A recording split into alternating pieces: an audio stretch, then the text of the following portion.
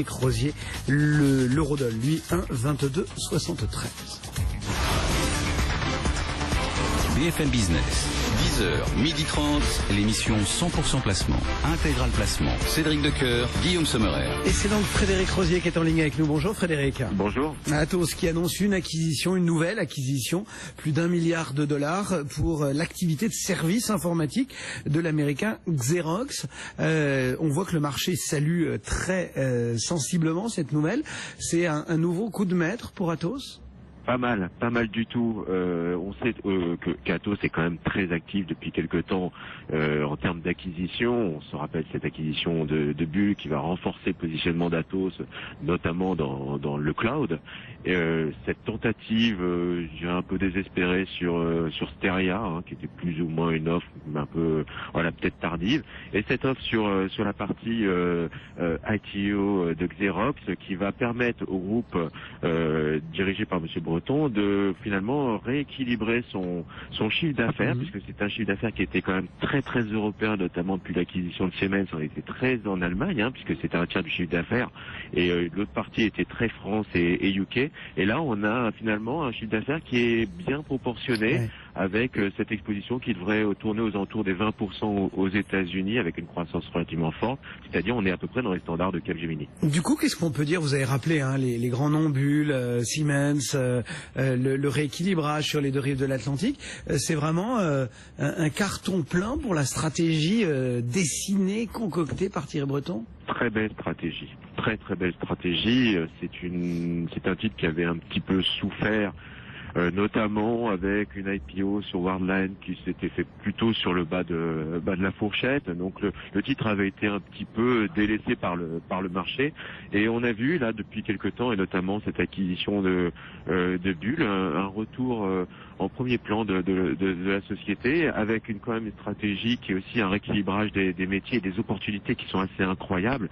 Je reviens sur le cloud avec des niveaux de marge qui sont largement supérieurs à la moyenne du secteur, et finalement avec un marché qui est énorme aujourd'hui, et ce besoin des SS2I de reformater les infrastructures informatiques. Lorsque vous basculez vers une stratégie de cloud, vous avez besoin finalement de redimensionner votre système informatique, et ça, c'est des services qui sont proposés par Atos. Et du coup, comment Atos se situe si on regarde le secteur aujourd'hui du conseil? Se situe plutôt bien. On est sur une société qui est sous-valorisée par rapport à ses pairs en termes de multiples, notamment de chiffre d'affaires. On est sur une société qui est dynamique, qui se redimensionne sur des nouveaux métiers fortement margés, avec aujourd'hui finalement une taille critique. On est à plus de 100 000 salariés à travers le monde. On n'est pas loin finalement des niveaux de Infosys, Capgemini. Donc c'est une entreprise mondiale, clairement mondiale, avec des enjeux importants, une rentabilité retrouvée, avec des synergies très importantes à avoir sur les nouvelles acquisitions, notamment le plan One Bull, qui va permettre à la société de dégager des nouvelles marges grâce à une intégration qui devrait être réussie. Et sur la partie Xerox, aussi une rentabilité retrouvée. Et du coup, on continue d'accumuler le titre. Il fait partie, je crois, vraiment de vos chouchous chez Mescar. Effectivement, c'est une valeur qu'on a sélectionnée dans notre top 10, de nos 10 valeurs préférées depuis déjà quelques temps.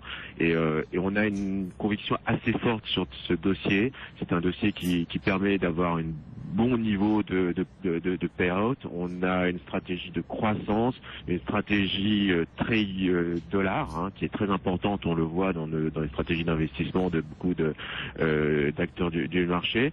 Donc voilà, nous on est assez confiants. On pense qu'il y a beaucoup de valeurs cachées, de potentiel de hausse sur ce titre, et on pense qu'il va y avoir même un rééquilibrage entre Capgemini et Atos, et ce leadership peut-être qui est en train de s'installer pour Atos.